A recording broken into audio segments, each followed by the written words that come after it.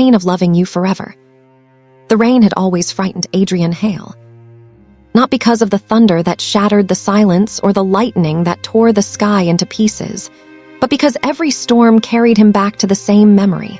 A girl standing beneath a broken street lamp, smiling through tears she refused to let him wipe away. People often believed heartbreak began with goodbye. They were wrong. Heartbreak began the moment you realized that the person who felt like home had never truly belonged to you. Years later, when strangers asked Adrian why he never married, he would simply smile and say that life had taken him in another direction. No one ever knew the truth. The truth was that every morning, before the city awoke, he still whispered her name into the silence as though the wind might carry it to wherever fate had hidden her. Evelyn. Some names never leave your heart. They become the rhythm of your breathing, the ache behind every smile, the invisible scar no one else can see. And some people spend their entire lives learning how to live without the only person they ever wanted. This is their story. Not a story about perfect love. Not a story where every promise survives. Not even a story where love conquers everything. It is the story of two souls who found each other at exactly the wrong time and spent forever loving each other anyway.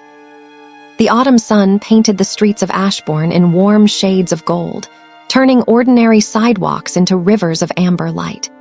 Maple leaves drifted lazily through the cool afternoon breeze, dancing around busy pedestrians who hurried toward places that suddenly felt important. Adrian had always liked autumn. There was something honest about falling leaves. They didn't pretend to last forever. At 24, he had already learned that people often did. He worked at Bellwood Books, an old independent bookstore tucked between a flower shop and a tiny cafe where jazz music floated through open windows every afternoon. The bookstore smelled of aged paper, polished oak, and stories that had survived generations. Customers rarely noticed Adrian at first. He wasn't loud or charming in the obvious sense. His quiet smile and thoughtful eyes made people feel strangely comfortable, as though they had known him long before walking through the door. He remembered people's favorite authors. He recommended books that somehow matched emotions they never spoke aloud. He believed stories saved people. He simply hadn't realized he would someday become one. That Tuesday began like every other. An elderly woman asked for poetry. A college student searched desperately for a history textbook. A little boy spent 20 minutes choosing between books about dinosaurs and pirates. Nothing extraordinary, until the bell above the bookstore door rang. It was a small sound, barely noticeable. Yet Adrian would later remember it more clearly than every birthday he'd ever celebrated. A young woman stepped inside, brushing tiny drops of rain from her navy blue coat. Her chestnut hair rested gently against her shoulders, slightly damp from the unexpected drizzle outside. She wore no expensive jewelry, no striking makeup, nothing that demanded attention. Yet the room somehow felt brighter. Not because she was impossibly beautiful, but because she looked at the world as though everything still had the chance to surprise her. She paused near the entrance and inhaled deeply. "I love this smell," she whispered to herself.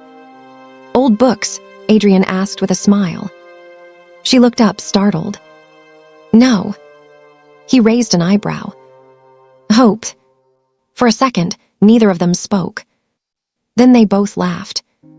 It was awkward. Natural. Real. "I'm looking for a novel," she said. "What kind?" She looked toward the endless shelves. "One that hurts. Hurts. The kind that stays with you." Adrian smiled knowingly. "I have a few dangerous recommendations." She laughed again. "I'll take my chances." He guided her through narrow wooden aisles, lined with thousands of stories. As they walked, sunlight slipped through dusty windows, painting soft golden patterns across the floor. "Do you read often?" Adrian asked. "Whenever life gets too loud." "And does it help?" She shrugged. Sometimes stories understand us better than people do. He glanced at her.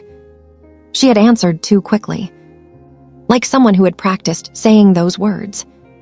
My name is Adrian. She extended her hand. Evelyn. Their hands met for only a moment. Yet something unexplainable lingered after they separated. Neither of them noticed.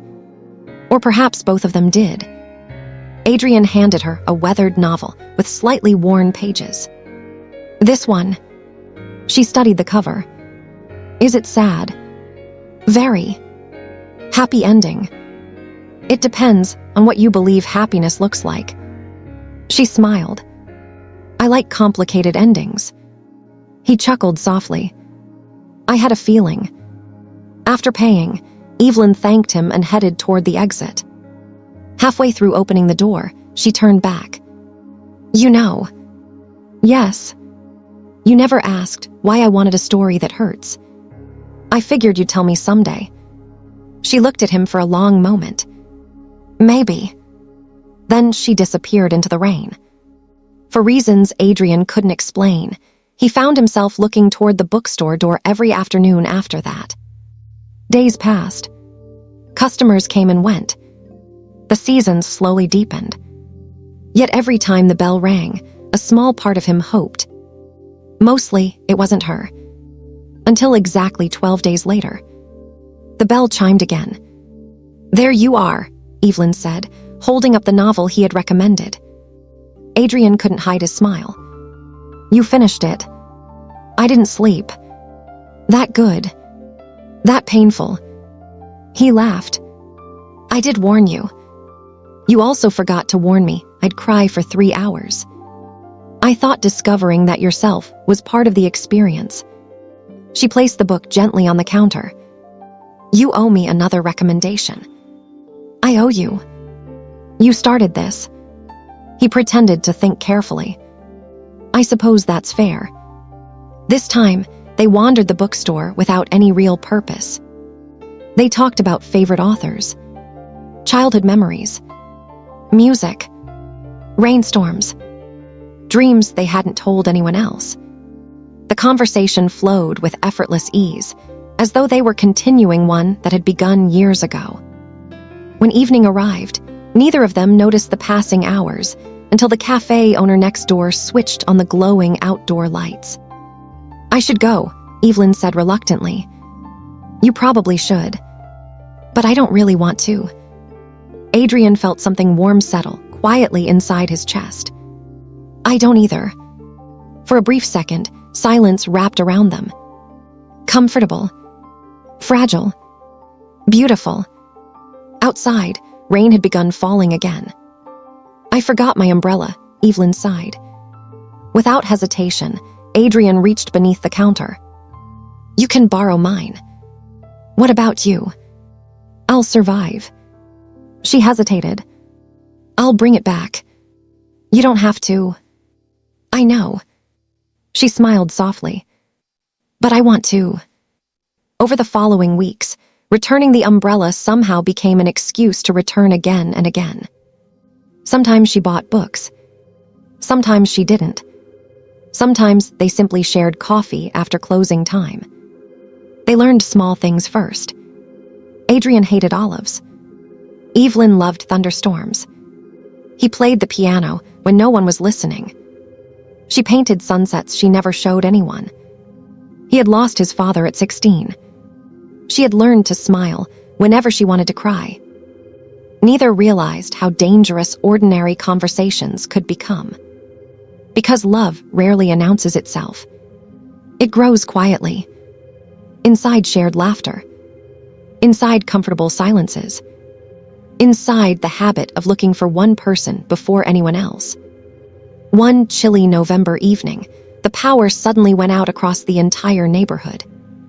The bookstore fell into darkness. Customers hurried outside. Only Adrian and Evelyn remained. He found an old candle behind the register. Its tiny flame flickered gently between them, casting dancing shadows across towering bookshelves. It's beautiful, Evelyn whispered. What is? This. The blackout. She shook her head. The silence. Outside, the city buzzed with distant confusion. Inside, time seemed to pause. She walked slowly between the shelves, running her fingertips across hundreds of worn book spines. "Do you ever wonder," she asked quietly, "how many love letters are hidden inside old books?" He looked at her curiously. "What do you mean?" "People leave pieces of themselves everywhere. A note, a flower, a ticket, a photograph.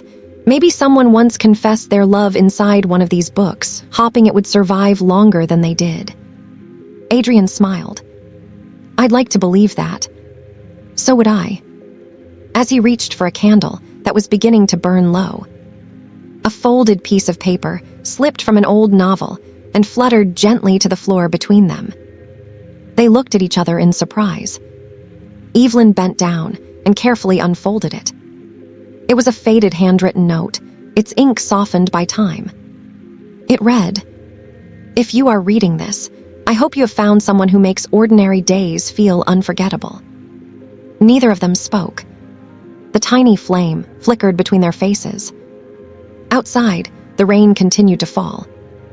Inside the little bookstore, two hearts beat just a little faster than before, neither ready to admit that something extraordinary had quietly begun. Neither of them knew that the greatest joy of their lives had just opened its first page. Nor could they imagine the unimaginable price they would one day pay for turning it. The first time Noah Carter realized that he was beginning to depend on Emma Winters, it wasn't during one of their long conversations, nor after one of her warm smiles. It happened on an ordinary Wednesday morning when she didn't come to the little cafe overlooking the river. He caught himself glancing at the door every few minutes. The coffee he prepared for himself grew cold. The chair across from him remained empty. It surprised him how quickly absence could become visible. When Emma finally arrived just before noon, she looked exhausted. Her usually bright hazel eyes carried the weight of a sleepless night, and the effortless smile she wore seemed borrowed rather than genuine. "I'm late," she said softly. "I noticed. You sound disappointed." "I was worried." For a moment, she simply looked at him. No one had said those words to her in a very long time. "I'm okay," she replied, though her voice suggested otherwise. Noah didn't press her. He had learned that some people carried their pain like fragile glass. If you reached for it too quickly, it shattered. Instead, he slid a warm cup of coffee toward her. "No questions. When you're ready, you'll tell me." Emma wrapped both hands around the mug, letting the warmth seep into her fingers. "I wish more people understood that."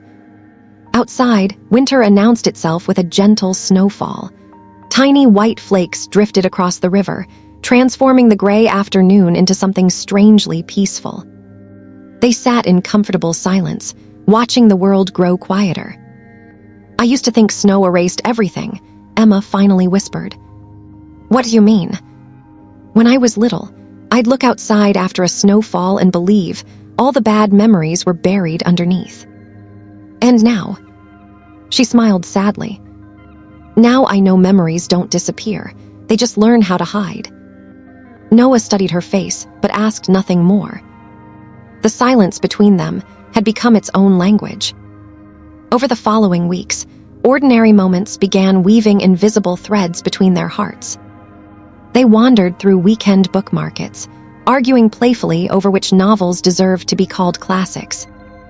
They explored forgotten streets, lined with antique shops and ivy-covered buildings.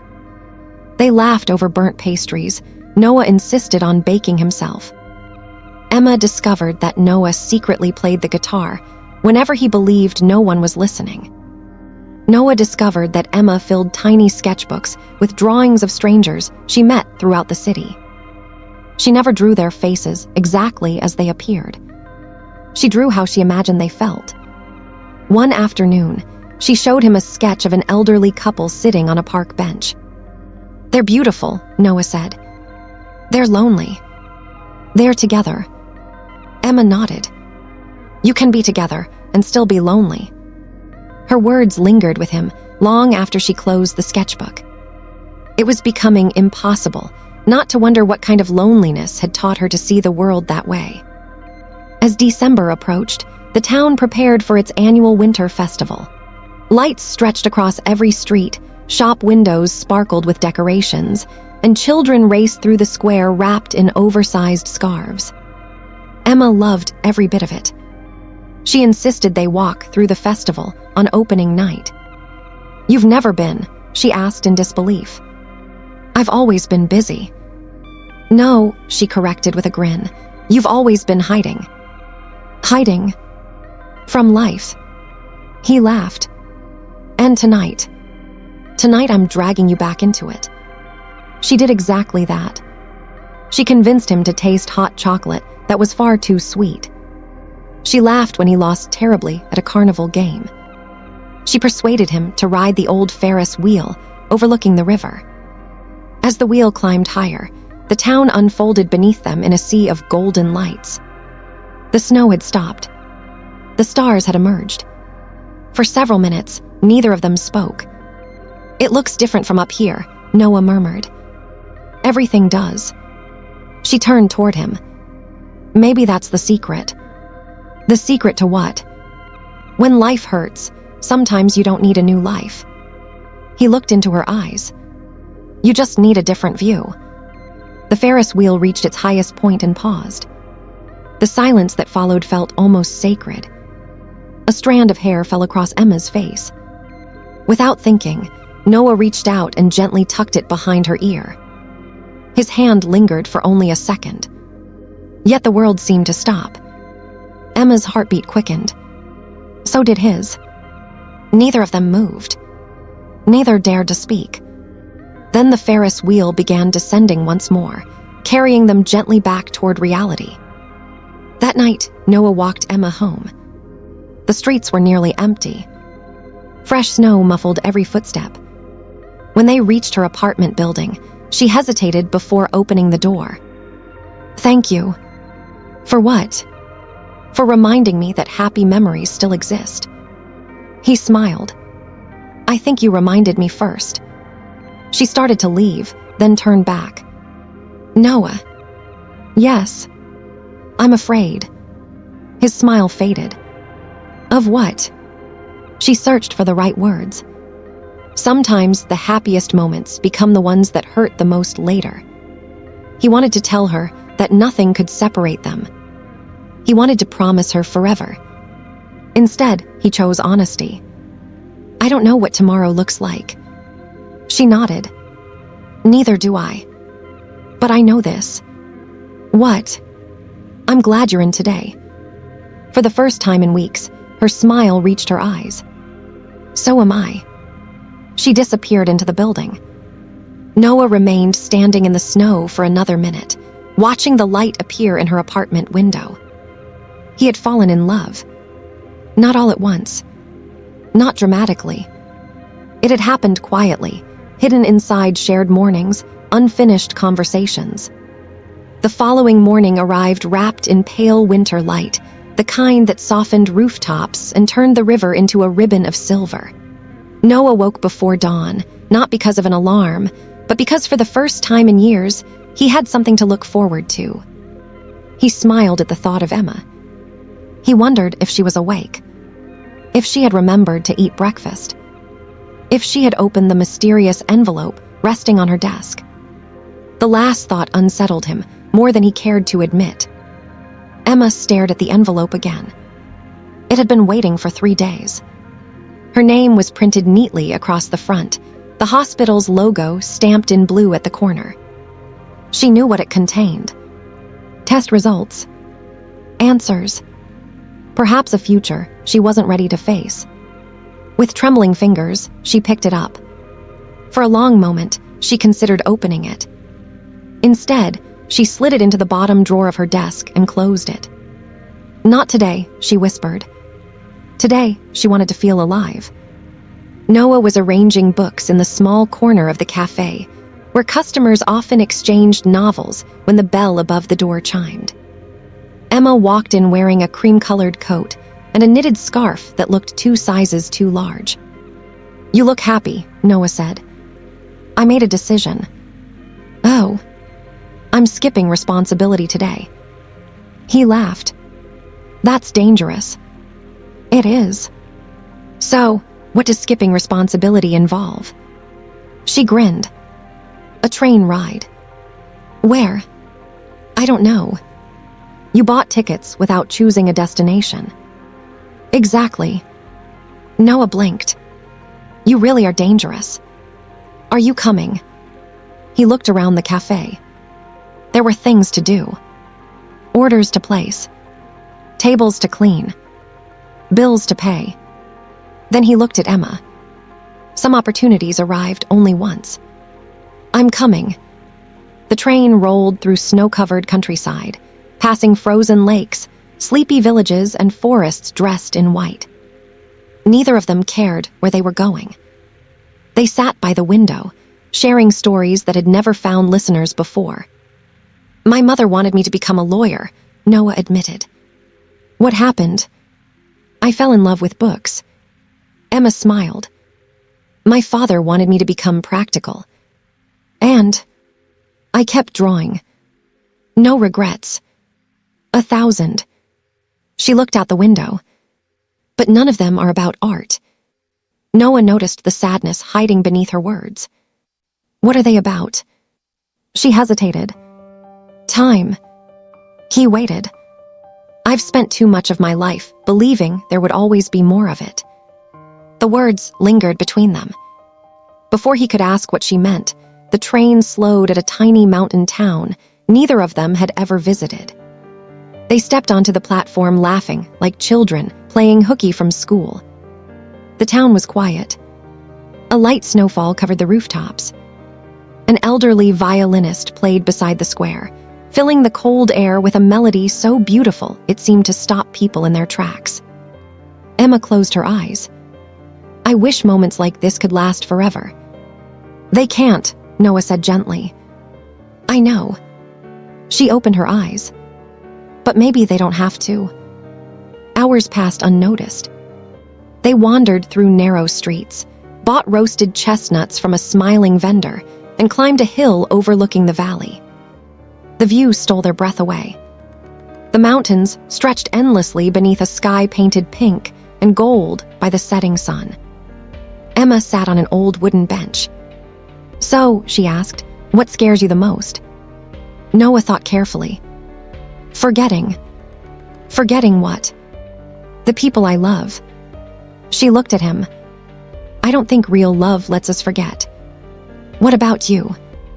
Emma wrapped her hands around herself against the cold. "I'm afraid of leaving stories unfinished." He frowned. "What kind of stories?" "The important ones." On the journey home, Emma rested her head lightly against the train window. She fell asleep. Noah watched the passing landscape, then looked at her peaceful face. A loose strand of hair brushed across her cheek. He resisted the urge to move it. Instead, he quietly took off his scarf and placed it over her shoulders. She stirred slightly but didn't wake. For the first time in years, Noah understood that love wasn't always grand declarations. Sometimes it was making sure someone stayed warm. The weeks that followed became the happiest either of them could remember. Emma filled Noah's apartment with sketches taped to the refrigerator. Noah taught Emma how to bake bread, though they laughed every time the loaves emerged misshapen from the oven. They danced barefoot in the kitchen, while an old record crackled softly in the background. Neither of them was particularly graceful. Neither cared. One snowy evening, the power went out across the neighborhood. They lit candles throughout the apartment. Golden light flickered across the walls. "It feels like another century," Emma said. "Except they probably made better bread." She laughed so hard, she nearly dropped her mug.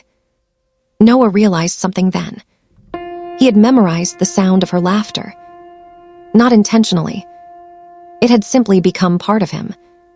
A week later, Noah found Emma sitting alone beside the frozen river. She was unusually quiet. "You disappeared," he said, sitting beside her. I needed to think. About. She didn't answer immediately. Instead, she reached into her coat pocket and handed him a folded photograph. It showed a little girl, perhaps 8 years old, smiling while holding a paintbrush almost as tall as herself.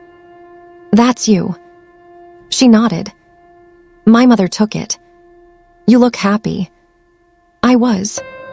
What changed? Emma smiled faintly. Life. Noah looked back at the picture. I wish I could have known that little girl. You do. He looked at her in surprise. She's still here. That evening, as they walked home beneath a sky full of stars, they reached an old stone bridge overlooking the river. Emma stopped in the middle. Noah. Yes. If you knew something beautiful would eventually end. He listened carefully.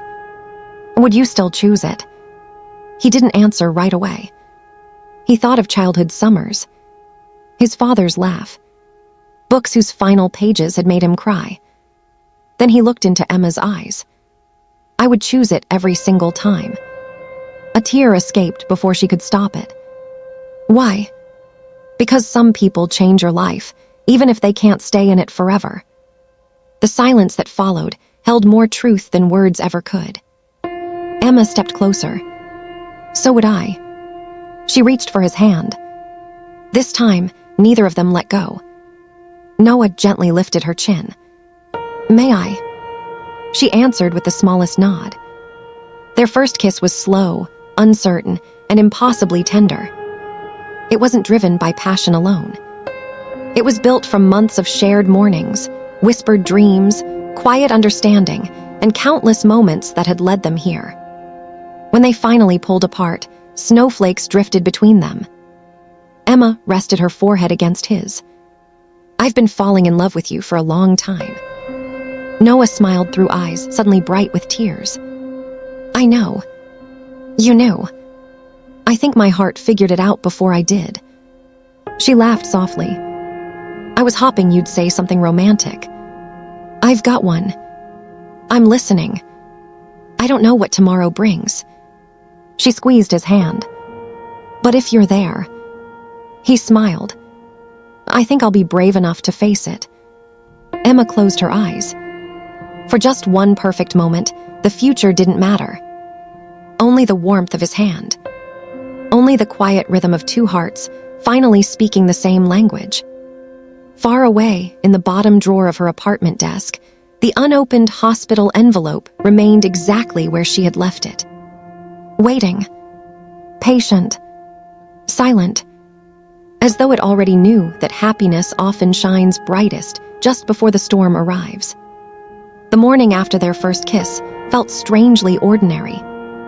The city still woke to the familiar rhythm of buses, bicycle bells, and the aroma of fresh bread drifting from the bakery across the street. The river still reflected the pale winter sun. The cafe still welcomed its first sleepy customers. Yet for Noah, nothing was ordinary anymore. Every smile reminded him of Emma. Every song seemed written about her. Every passing hour felt too long until he could see her again. Love had quietly rearranged his world. That afternoon, Emma arrived carrying 2 paper bags. I brought lunch, she announced with a smile. You cooked. She raised an eyebrow. I attempted to. Should I be worried? Probably. They laughed together, settling into their favorite corner beside the window. The sandwiches were uneven. The soup had far too much salt. The cookies were slightly burned. Noah ate every bite as though it were the finest meal he had ever tasted. Emma watched him suspiciously. They're terrible. They're perfect. They're objectively terrible. They're perfect because you made them. She looked down, hiding a smile that threatened to become tears. No one had ever made something so simple feel so precious. Days slipped into weeks. Winter deepened. Snow covered rooftops like soft white blankets, and the river moved slowly beneath a thin layer of ice. Noah and Emma became inseparable. They read novels aloud to one another on quiet evenings. They challenged each other to paint the same sunset, laughing at how differently they saw the world. They left handwritten notes hidden inside borrowed books. One simply read, "Meet me where the river remembers our laughter." Another said, "Some people arrive quietly, then become the loudest heartbeat in your life." Finding those little notes became their favorite game. One Saturday afternoon, Noah noticed Emma rubbing her temples. "You have another headache." "I'm fine." "You've said I'm fine 4 times today." She forced another smile. "It's just stress." He reached across the table and gently took her hand. "You don't have to be brave every minute." She squeezed his fingers. "I know." But she wasn't telling him everything. That night, after Noah walked her home, Emma unlocked her apartment and stood frozen. The hospital envelope still rested inside the drawer. Waiting. She stared at it for nearly a minute before finally opening it. Her hands trembled. Inside were several pages of medical reports. Her eyes raced across unfamiliar words until one sentence stopped her breathing. "Further evaluation strongly suggests an aggressive neurological condition requiring immediate treatment." The paper slipped from her fingers. The room became unbearably quiet. "No." The whisper barely escaped her lips. There had to be a mistake. She read the report again. And again. Each time, the words remained unchanged. Tears blurred the ink until the letters dissolved into meaningless shapes. She sank slowly onto the floor. For the first time in years, Emma was afraid. Not of pain. Not of hospitals. Not even of dying. She was afraid of leaving Noah alone. The next morning, she kept her promise to herself. She smiled. She laughed. She met Noah by the river as though nothing had changed. Only one thing was different. She looked at him longer than usual, as though trying to memorize every detail. The way his hair moved in the wind, the tiny scar beside his eyebrow, the kindness in his eyes. She silently wondered how long memories stayed vivid before time softened their edges. "What are you thinking?" Noah asked. Emma smiled gently. "That I got lucky. Lucky. I found someone who makes ordinary days unforgettable." He laughed softly. "I was about to say the same thing." Her heart broke a little. A week later, Noah closed the cafe early. "I have a surprise." Emma tilted her head. "What kind of surprise?" "The kind you aren't allowed to ask questions about." He led her through quiet streets until they reached an old hill overlooking the entire city. The sun had already begun to set. Hundreds of tiny lights flickered below.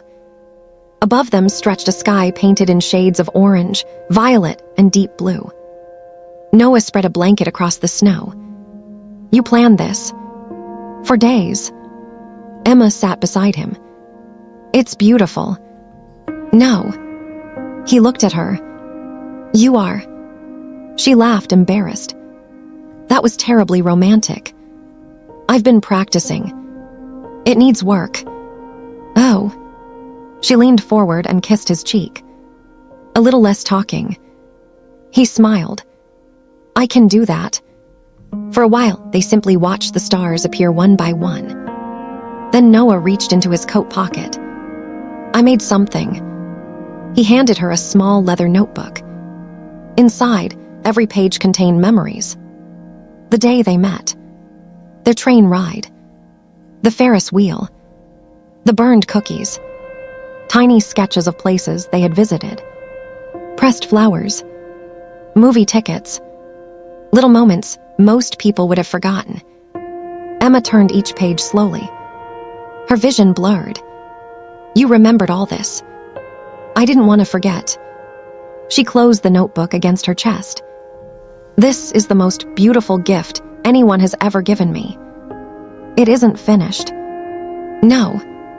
No." He smiled. "There are hundreds of blank pages left. Emma looked away before he could see the tears gathering in her eyes. Hundreds of blank pages. She prayed she would have enough time to fill them. Later that evening, Noah noticed she had become unusually quiet. "You've been somewhere else all night." She hesitated. "There are things I haven't told you." His expression softened. "You don't have to tell me tonight." "I do." She took a deep breath. "My parents." She stopped. The words refused to come. Instead, she looked toward the glowing city below. "I've spent most of my life pretending to be stronger than I am. You don't have to pretend with me." She wanted to believe him, more than anything. But how could she tell the man she loved that the future they dreamed about had suddenly become uncertain? She couldn't. Not yet. "I'm sorry," she whispered. "For what?" "For the things I can't explain." Noah gently wrapped his coat around her shoulders. "You'll tell me when you're ready." She leaned against him, silently wishing time would stop. 3 days later, everything changed. Emma was walking home after another medical appointment she hadn't told Noah about. Snow covered the sidewalks. The afternoon was unusually cold.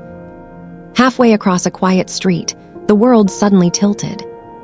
A sharp pain exploded behind her eyes. Her vision blurred. The sounds of the city faded into distant echoes. She reached for a nearby railing but missed. Everything went black. Noah was closing the cafe when his phone rang. Unknown number. He almost ignored it. Something told him not to. "Hello. Is this Noah Carter?" "Yes. My name is Sarah. I'm calling from St. Gabriel Medical Center." His heartbeat slowed. "Emma Winters listed you as her emergency contact." The room suddenly felt too small. "What happened?" "I'm afraid she collapsed this afternoon." Noah didn't remember grabbing his coat. He didn't remember locking the cafe. He didn't remember the taxi ride through the snow-covered streets. All he remembered was running through the hospital doors with one desperate thought echoing inside his mind. Please let her be alive. As he reached the reception desk, a nurse quietly handed him a folded medical file that had fallen from Emma's belongings. It had accidentally opened. His eyes dropped to the first page, then to the diagnosis. His hands began to shake. The words became impossible to ignore. Emma hadn't been hiding a difficult week. She had been hiding a battle for her life. And suddenly, Noah understood why she had looked at every ordinary moment as though it were a miracle. Noah stood outside the hospital room for what felt like an eternity. Through the narrow window in the door, he could see Emma sleeping peacefully, her face pale against the white pillow. The steady rhythm of the heart monitor filled the silence with a sound that was both comforting and terrifying. It meant she was still here. It also reminded him how fragile that "here" had become. The leather notebook he had given her only days before rested on a chair beside the bed. A nurse had placed it there with her belongings, unaware that its blank pages had once represented years of shared dreams. Now they looked painfully uncertain. The door opened quietly. A doctor stepped into the hallway. "You must be Noah." He nodded, unable to find his voice. "The good news is that she's awake." He released a breath he hadn't realized he was holding. "The difficult conversation," the doctor continued gently, "is one she'll need to have with you herself." Noah thanked him and entered the room. Emma turned her head toward the sound of the opening door. Even in the dim hospital light, she managed a faint smile. "You look terrible," she whispered. He laughed through tears. "I've missed you too." He crossed the room and sat beside her bed, taking her hand as though letting go might cause her to disappear. For several moments, neither of them spoke. Words suddenly felt too small. "I'm sorry," Emma finally said. "No. I should have told you. You should have trusted that you didn't have to carry this alone." A single tear escaped the corner of her eye. "I was afraid. Of me leaving." She nodded. Noah squeezed her hand. I've already made my choice. What choice? To stay. Emma closed her eyes, letting the words settle deep within her heart. I don't know what the future looks like, she admitted. Neither do I. There might be surgeries, treatments, days when I won't feel like myself. I'll be there. I might forget things. I'll remember them for both of us. I might lose my strength, then lean on mine. She looked at him with quiet disbelief. Why? Noah smiled, though tears continued to fill his eyes. Because love isn't measured by how easy it is when everything is perfect. He gently brushed a strand of hair away from her face. It's measured by who stays when life becomes difficult. Emma covered her mouth as silent sobs shook her shoulders. For so long she had believed that love depended on being whole. Noah was showing her that real love simply depended on being together. Hours passed unnoticed. They spoke about everything they had avoided. Her fears, his loneliness before they met, the dreams they still refused to surrender. When evening settled outside the hospital windows, snow began falling once more. Emma looked toward it thoughtfully. Do you remember what I once told you? Which part? I said snow hides bad memories. He nodded. I was wrong. She reached for his hand. It doesn't hide them. What does it do? It reminds us that even the coldest seasons can still be beautiful. Noah smiled. And spring always comes eventually. She leaned her head gently against his shoulder. I hope we get to see a lot of springs. We'll celebrate every single one we can. Silence returned, but this time it wasn't filled with fear. It was filled with quiet determination. No promises of forever. No impossible guarantees. Only two people choosing each other again, despite the uncertainty waiting beyond the hospital walls. Outside, the first stars appeared between drifting snowflakes. Inside, Noah opened the leather notebook to the first blank page. He handed Emma a pen. What should we write? She thought for a moment before carefully writing a single sentence. No matter how many pages life gives us, let's make every one worth remembering. Noah smiled and wrote beneath her words. Forever isn't measured in years. It's measured in moments shared with the person you love. Together, they closed the notebook, knowing its ending had not yet been written. Spring arrived quietly. The snow that had blanketed the city for months melted into gentle streams that traced their way toward the river. Trees, once stripped bare by winter, began wearing delicate shades of green again, as if the world itself had decided to believe in second chances. Emma stood by the hospital window on the morning she was finally discharged. She had imagined this day countless times. Freedom, fresh air, normal life. Yet as Noah helped her into her coat, she realized something had changed. She no longer measured life by years or even months. She measured it by mornings she could wake beside hope. Outside the hospital, Noah paused. Before we go home, Emma looked at him curiously. I have one stop to make. 20 minutes later, they stood outside a small art studio tucked into a quiet corner of the city. Its windows were dusty. A faded sign hung above the entrance. For rent. Emma frowned. Why are we here? Noah reached into his pocket and handed her a key. She stared at it.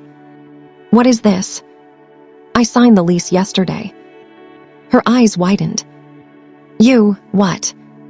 He smiled nervously.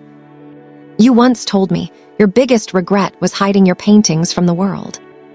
She looked from the key to the empty studio. I thought maybe, he continued softly, it was time the world finally met the artist I've fallen in love with. For several long seconds, Emma couldn't speak. Then tears spilled silently down her cheeks. You remembered. I remember everything. She threw her arms around him. Not because he had rented a studio. Not because he had spent his savings.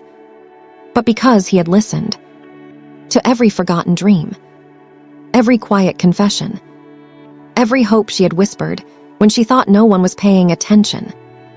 Love, she realized, was often nothing more than being deeply seen.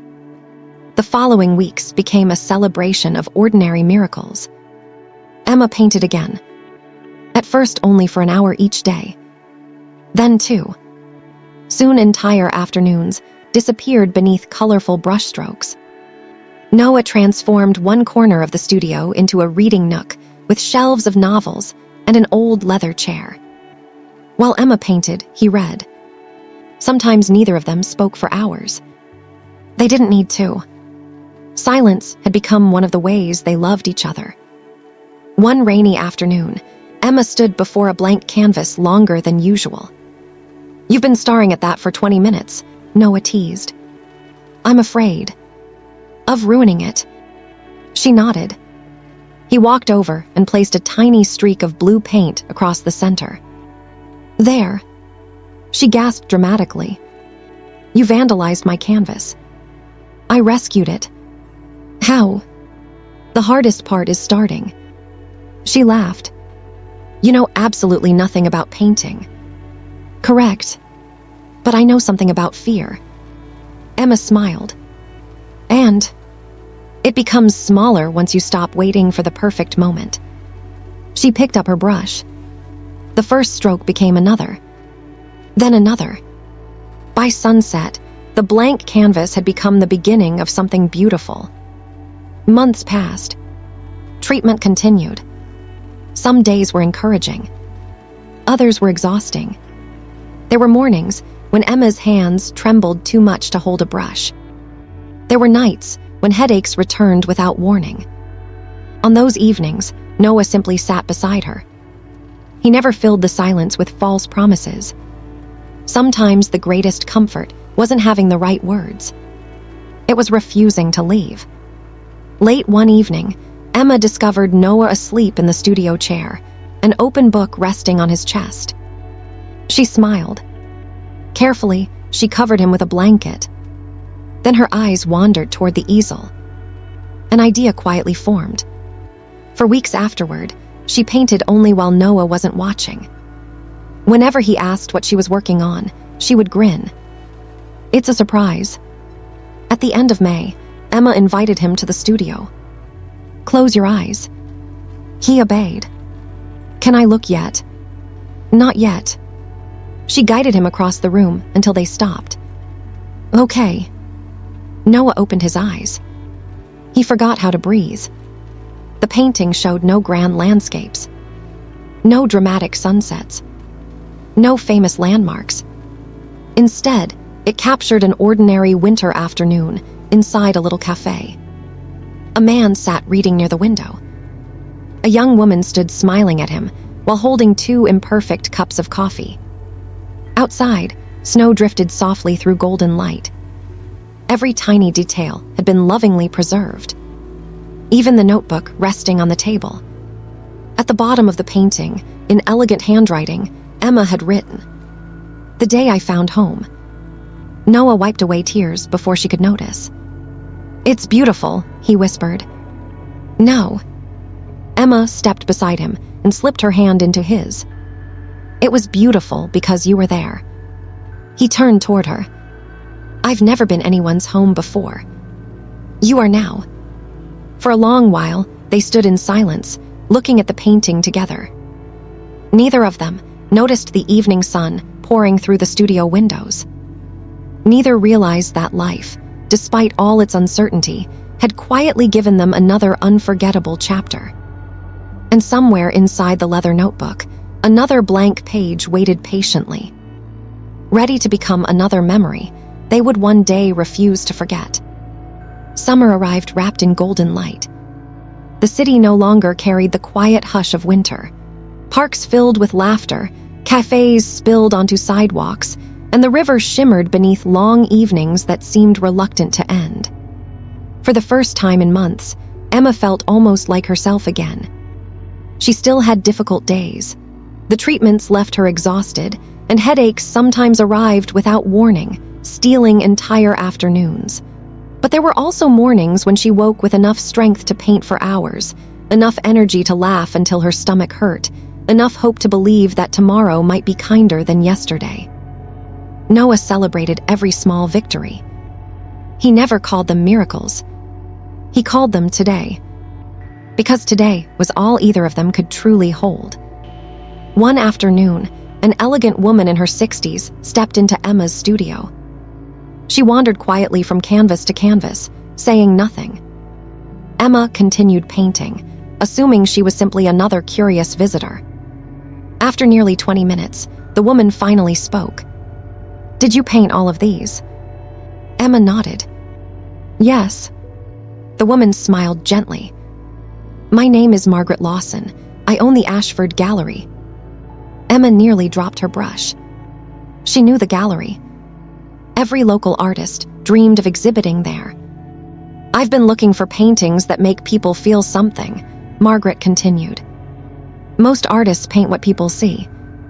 She looked at one canvas, showing 2 empty chairs beside a river. "You paint what people remember." Emma felt her heart racing. "I'd like to offer you an exhibition." The studio suddenly became impossibly quiet. Emma looked toward Noah, who stood frozen near the bookshelf. Neither of them spoke. Margaret laughed softly. "I'll take that silence as cautious excitement." When she left, Emma remained exactly where she was. "This can't be real." Noah walked over. "It is. What if people hate my work?" "They won't. And if they do?" He smiled. "Then we'll come back here tomorrow and paint another one." She laughed through happy tears. "You always make everything sound simple." "No."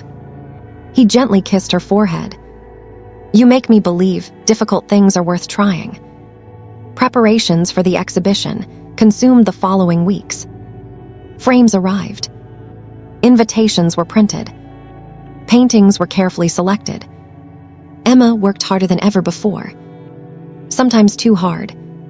Late one evening, Noah found her asleep on the studio floor, paintbrush still resting in her hand. He quietly carried her to the sofa. When she woke the next morning, she frowned. "I was working." "You were dreaming." "I don't have time to sleep." "You don't have time not to." She sighed. "I just want everything to be perfect." Noah looked around the studio. Canvases covered every wall. Each one told a story. Each one carried pieces of Emma's heart. It already is. The night before the exhibition, Emma couldn't sleep. She wandered through the gallery alone after everyone else had gone home. The paintings looked different beneath the soft overhead lights. So exposed. So vulnerable. She stopped before the painting, titled "The Day I Found Home." It remained her favorite. Not because it was technically her best, but because it reminded her that the greatest masterpiece in her life had never been painted. It had been lived. "You couldn't sleep either." Noah's voice echoed gently through the empty gallery. She smiled without turning around. "I was thinking. Dangerous habit." She laughed. "What if tomorrow changes everything?" He stepped beside her. "It already has." "How?" "You've already become the person you were afraid you'd never be." She looked at him. "The exhibition hasn't even opened." "It doesn't need to." He gestured toward the walls. "You stopped hiding." Her eyes filled with tears. Perhaps that had been the real victory all along. Opening day arrived. Visitors filled the gallery. Some admired the colors. Others stood silently before individual paintings for several minutes. A young woman quietly wiped away tears after seeing empty chairs by the river. An elderly man smiled at the day I found home before taking his wife's hand. Emma watched from across the room. "They're feeling it," she whispered. "They're feeling you," Noah replied. Margaret approached carrying a small red sticker.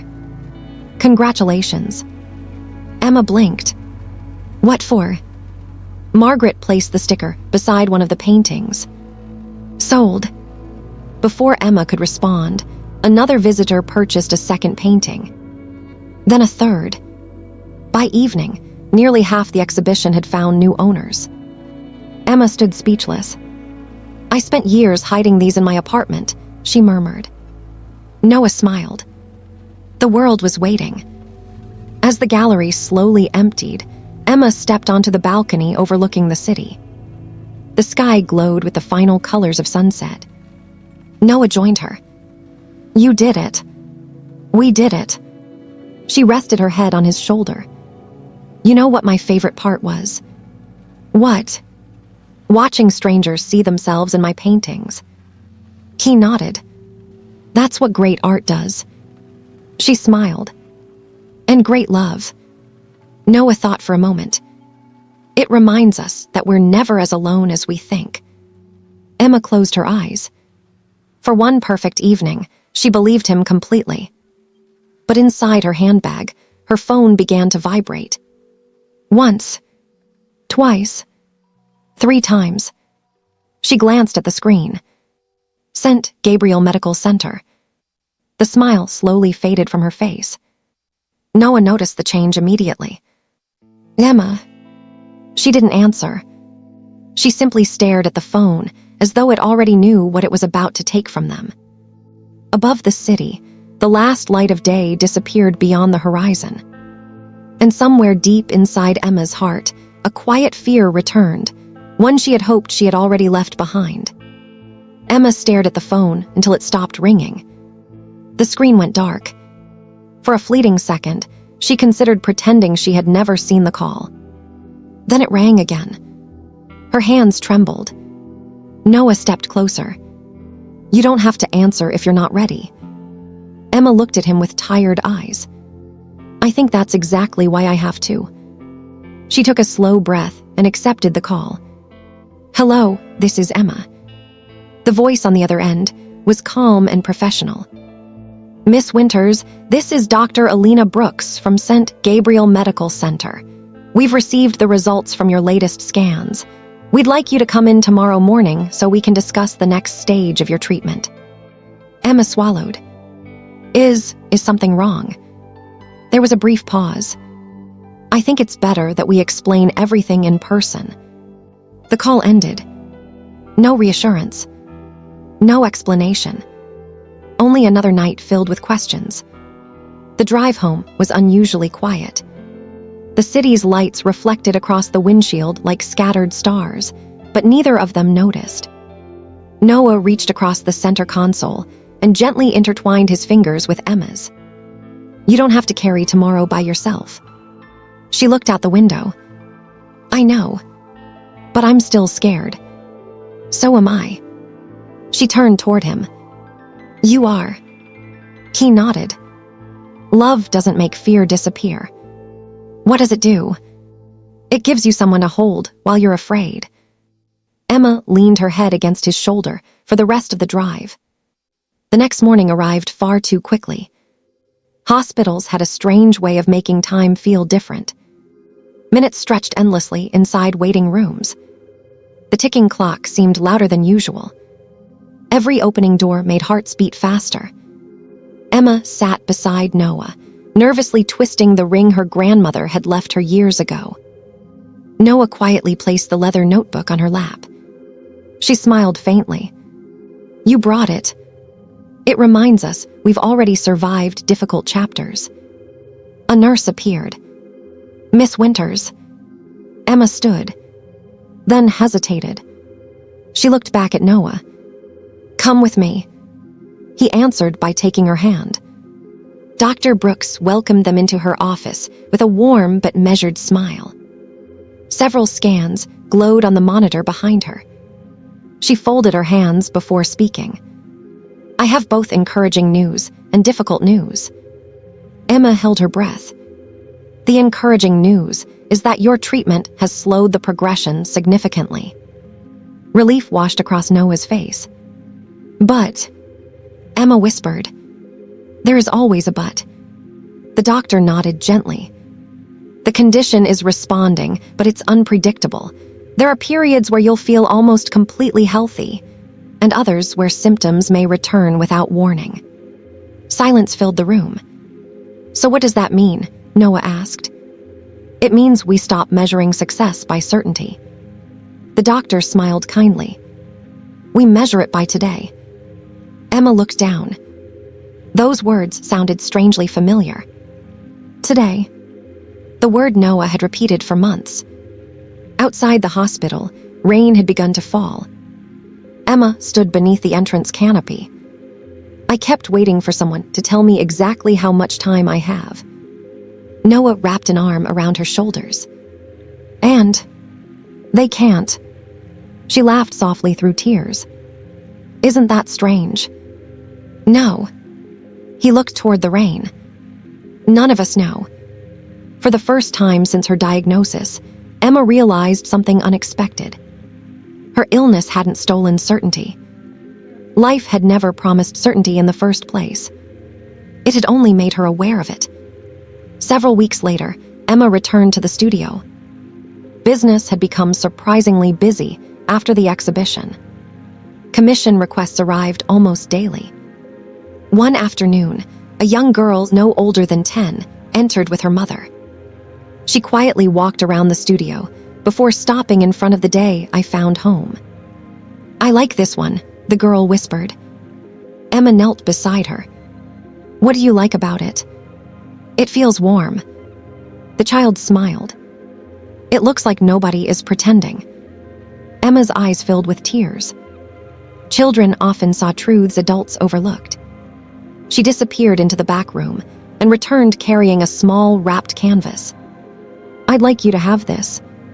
The girl's eyes widened. "I can't." "You can." "What do I say?" Emma smiled. "Hang it somewhere you'll see it every day." After they left, Noah looked at her curiously. "You gave away one of your favorites." "I know." "Why?" She watched the little girl skipping happily down the sidewalk. "Because joy grows when we share it." That evening, Noah unlocked the studio door after closing. Emma was still painting. Only this time, the canvas was unlike anything she had created before. It showed an endless shoreline at sunrise. Two figures walked barefoot along the water's edge. Their faces couldn't be seen. Only their hands, tightly held together. Above them, the sky glowed with impossible shades of gold and blue. "What will you call it?" Noah asked. Emma cleaned her brush before answering.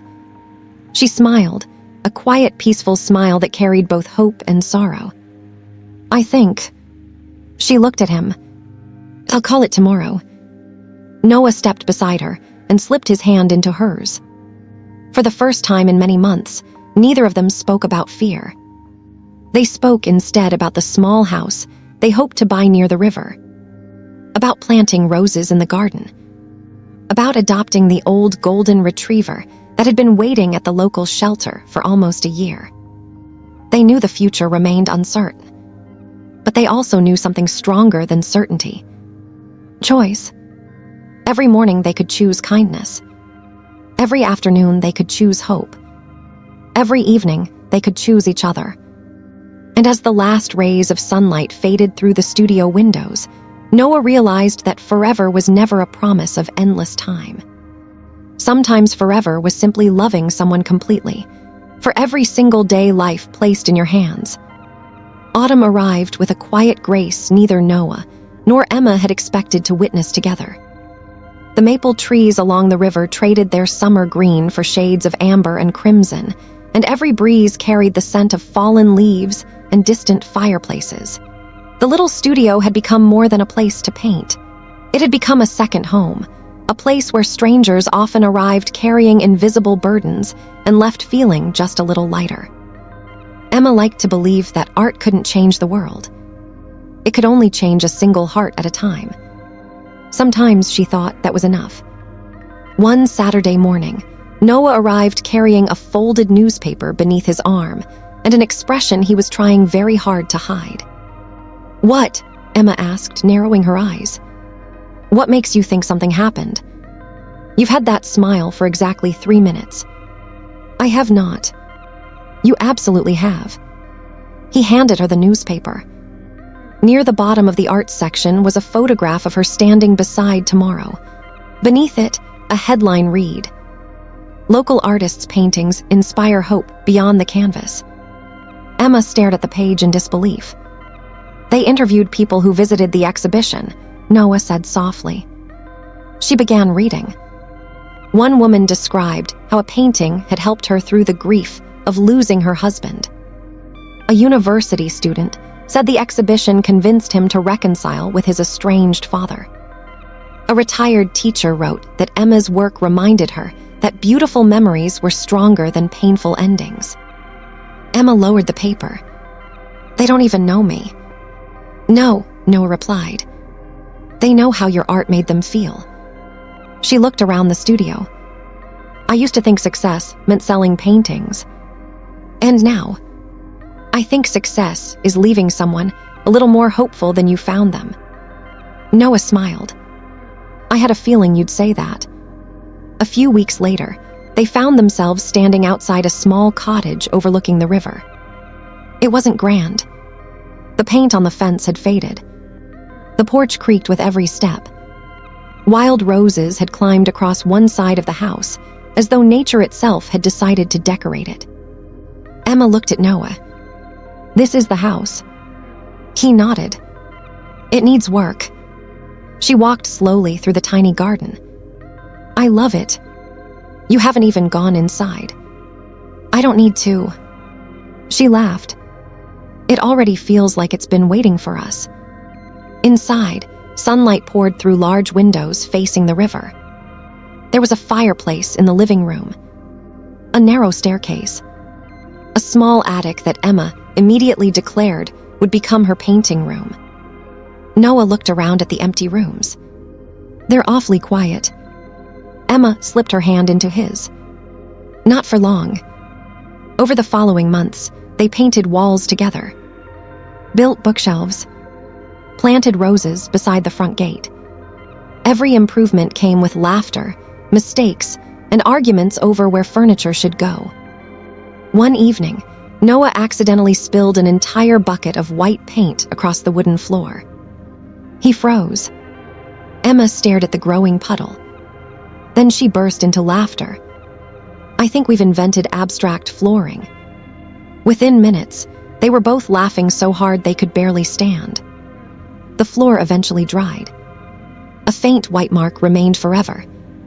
Neither of them covered it. It became their favorite imperfection. Winter returned. Not as an enemy this time. As an old friend. Snowflakes drifted past the cottage windows, while a fire crackled softly in the fireplace. Emma sat wrapped in a blanket, sketching as Noah read aloud from a novel they had nearly finished. Halfway through the chapter, she interrupted him. "Noah, if life had been easy." He looked up. "Do you think we would have loved each other this deeply?" He considered the question carefully. "I don't know." She waited. "But I do know this." He closed the book.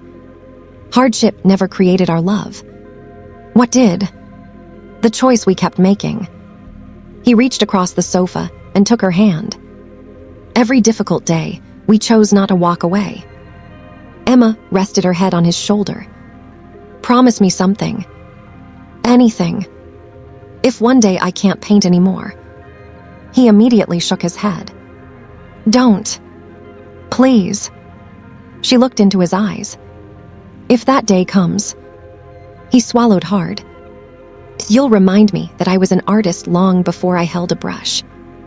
Noah's voice was barely a whisper. "I promise. And if one day you're tired..." She smiled gently. "I'll remind you that you never had to be strong alone." Outside, snow continued to fall. Inside, the fire burned warmly. The leather notebook lay open on the coffee table. Most of its pages were no longer blank. They were filled with pressed flowers, train tickets, sketches, photographs, and memories. Noah turned to the final unused page. He picked up a pen. What should the last page say? Emma looked toward the window. where the river reflected the moonlight like liquid silver. She smiled. It shouldn't be the last page. He looked at her. It should be the beginning of another notebook. Noah laughed softly. I was hoping you'd say that. He closed the notebook. Not because their story had ended, but because some love stories were never meant to be measured by the number of pages they filled. They were measured by the courage to begin another one together. Years passed more gently than either of them had dared to hope. Not without pain, not without fear, but with enough ordinary happiness to make every difficult day worth enduring. The little cottage by the river became a place where seasons announced themselves like old friends. In spring, Emma filled the garden with wildflowers whose names Noah could never remember. In summer, they left the windows open at night and fell asleep listening to crickets beyond the roses. In autumn, they walked hand in hand beneath trees that rained golden leaves onto the winding path beside the river. And every winter, on the first snowfall, they returned to the old cafe where their story had truly begun. They always ordered 2 coffees. Emma still claimed Noah made better coffee. Noah still insisted hers tasted better simply because she handed it to him. Some traditions never needed a reason. Emma continued painting whenever her health allowed. There were months when inspiration came easily. There were others when treatment left her too exhausted to lift a brush. On those days, Noah never asked her to paint. Instead, he read to her. Poetry, old novels, letters written by famous lovers separated by oceans and wars. One evening, after finishing a worn collection of poems, he closed the book and smiled. You know what's strange? What? Every poet writes as though love is impossible. Emma leaned her head against the back of the sofa. Maybe because the best love stories aren't perfect. No. She looked at him. They're simply brave. One chilly October afternoon, Emma felt well enough to return to the studio after several quiet weeks at home. Dust had settled lightly on the easels. Sunlight streamed through the familiar windows. Everything was exactly as they had left it. Except for one thing. A teenage girl stood nervously inside, holding a sketchbook against her chest. I'm sorry, she said quickly. The door was unlocked. Emma smiled. It's all right. The girl hesitated. I came because... She looked around the room. Because of your paintings. Emma waited patiently. I lost my mother last year. Her voice cracked. I stopped drawing after that. Silence settled gently between them. Then the girl held out her sketchbook. I started again yesterday. Emma accepted it carefully. Every page overflowed with life. Hope. Grief. Love. All woven together through charcoal and watercolor. They're beautiful, Emma whispered.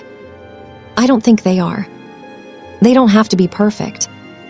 Emma closed the sketchbook and handed it back. They only have to be honest.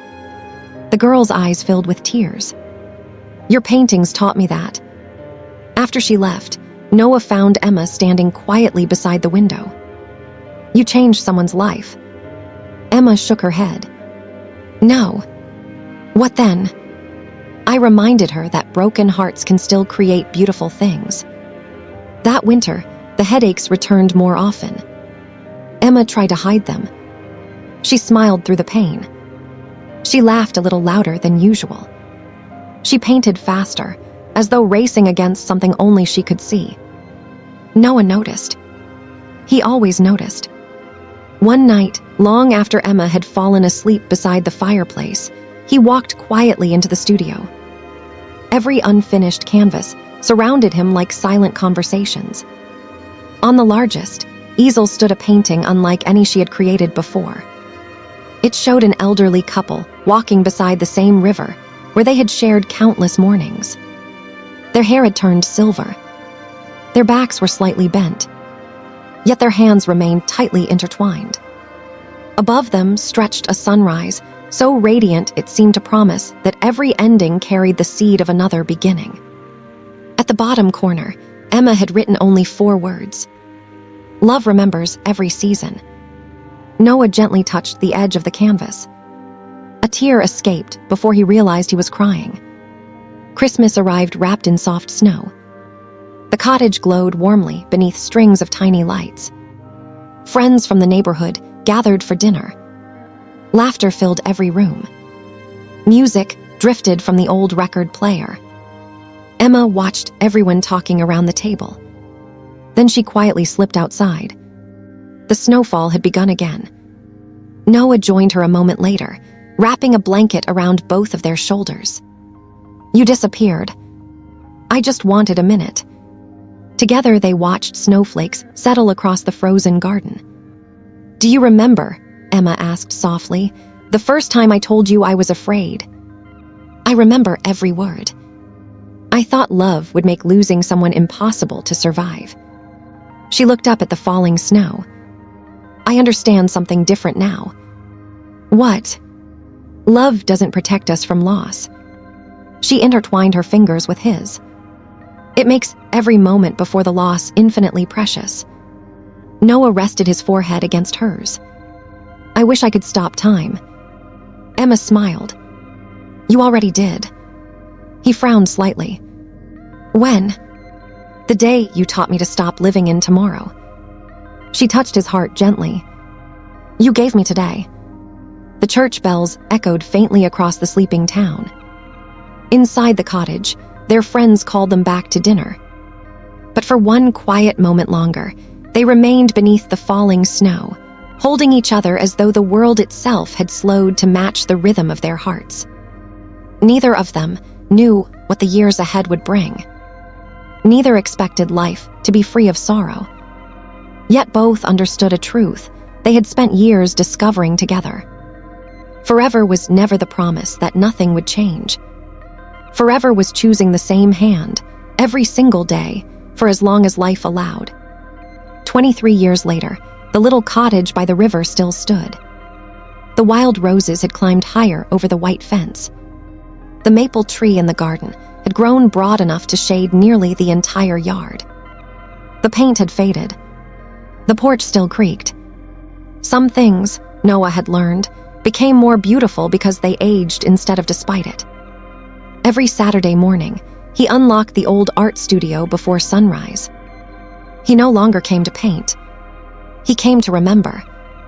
The walls were filled with Emma's work. Some had been donated back by collectors. Others had been carefully preserved by the gallery. Children who had never met her wandered through the exhibition with wide eyes.